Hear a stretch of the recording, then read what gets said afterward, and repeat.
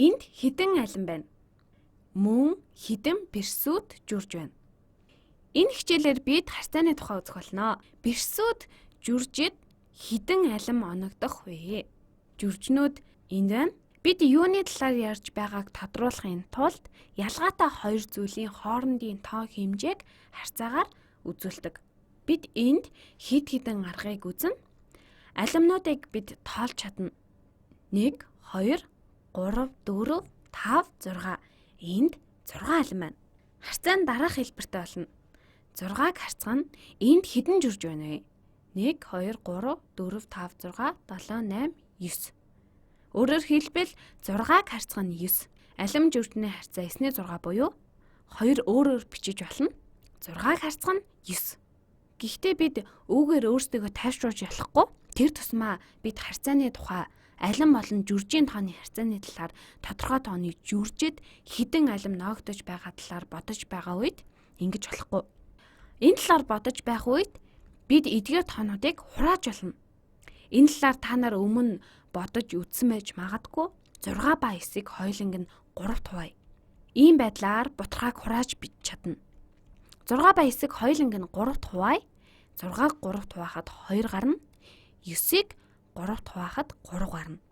Тэгэхээр харьцаа нь алим жүрчнийх 3-2 буюу эсвэл 2-ыг харьцах нь 3 гэж бичиж болно. 3-2. 3-2. Одоо энэ ойлгомжтой байна уу? Тэгвэл одоо харцгаая. Бүгдийг нь 3 хэсэгт хуваах юм бол ингээд 1 хэсэг, ингээд 2 хэсэг, ингээд 3 тэнцүү хэсэг боллоо. Хэсэг бүрийг нь сайн ажиглаарай. Хэсэг бүрт нь 2 алим бас 3 жүрж байна. 2 алим болохонд бид 3 жүрчтэй байна. 2 алим 3 жүрж. Инхээр алим жүржийн харьцаа гэдгээ эргээ саний. 2 алимд 3 жүрж байна. Гэхдээ бид өмнөхөөсөө өөр аргаар гаргаж чадлаа. Ер нь харьцаа гэдгийг ойлгож чадсан болов? Жүрж болон алимны тооны харьцаа хэдвэ? Жүрж болон алимны тооны харьцаа хэдвэ? Алимд жүрж хэд оногдох вэ? Одоо тог нь өөрчилж байрыг нь солино гэсэн үг. Харьцаа гэдэг нь энийг хэлээд байгаа юм. Өмнөхөө харвал бид алимд хэдэн жүрж оногдох вэ гэж асууж байсан. Энэ нь 6-г харьцах нь 9 болж хураагдаад 2-ыг харьцах нь 3 болж байсан. Одоо болохоор алимыг жүржээр солиод жүржид хэдэн алим оногдох вэ гэж хэлээд байна. Тоонуудын байрыг солино. 9 жүржид 6 алим оногдож байгаа. Харьцаа нь 9-ийг хуваах нь 6 болж байна.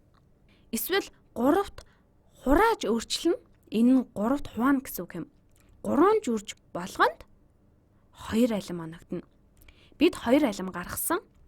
Жүржид хэдэн алим оногдож байгааг өмнөх бичлэгээс харахад 6-г харьцах нь 9 байсан бол одоо 9-ийг хуваах нь 6 болж байна.